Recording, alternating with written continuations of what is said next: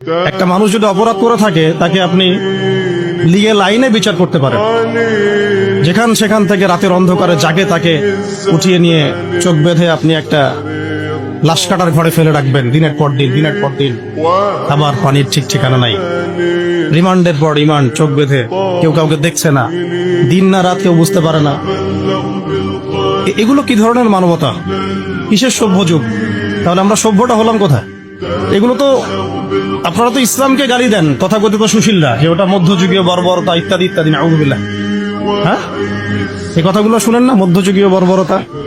যখন আমরা বলি যে কোরআনের মধ্যে হাত কাটার বিধান আছে, চোরের হাত কাটার বিধান আছে কোরআনের মধ্যে, ব্যভিচার করলে 100টা বেত্রাঘাতের বিধান আছে, বিবাহিত ব্যক্তি যদি ব্যভিচার করে রজমের বিধান আছে, হত্যার বদলে হত্যা আছে, কিসাস, মানে চোখের বদলে চোখ, কানের বদলে কান, হাতের বদলে হাত, দাঁতের বদলে দাঁত, জানের বদলে জান।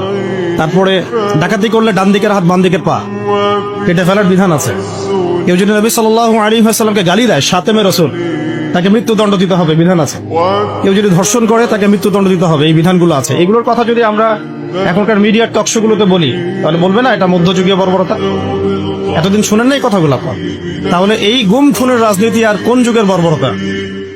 এটা কোন যুগের বর্বর? আধুনিক যুগের বর্বর, তাই না? আধুনিক যুগের প্রাচীন বর্বরতা। এগুলো আবু জেহেলদেরকেও ছাড়িয়ে গেছে আর কি। তো আমরা এক জালেমের জায়গায়, আমার কথা একদম স্পষ্ট, এক জালেমের জায়গায় আমরা আরেক জালেমকে সহ্য করব। এই অমানবিক গুম খুনের রাজনীতি বন্ধ করতে হবে। ছাত্রদের পড়াশোনার উপযুক্ত পরিবেশ নিশ্চিত করতে হবে। পড়াশোনার মধ্যে ইসলামী কারিকুলাম ঢোকাতে হবে। সমস্ত রকম এই যে ট্রান্সজেন্ডার, নোংরামি, ভণ্ডামি, নষ্টামি, এগুলো বন্ধ করতে হবে। এখনকার বাংলাদেশে আমরা ওই ধরনের বিষয়গুলো আর টলারেট করবো না ইনশাআল্লাহ। অনেক হয়েছে, আমি আপনাদেরকে বললে আপনারা চোখের পানি ধরে রাখতে পারবেন না।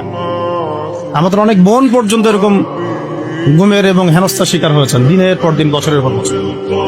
বোন ছেলে মানুষ তো সহ্য করতে পারে, মেয়ে মানুষকে নিয়ে কি করে চিন্তা করেন তাহলে।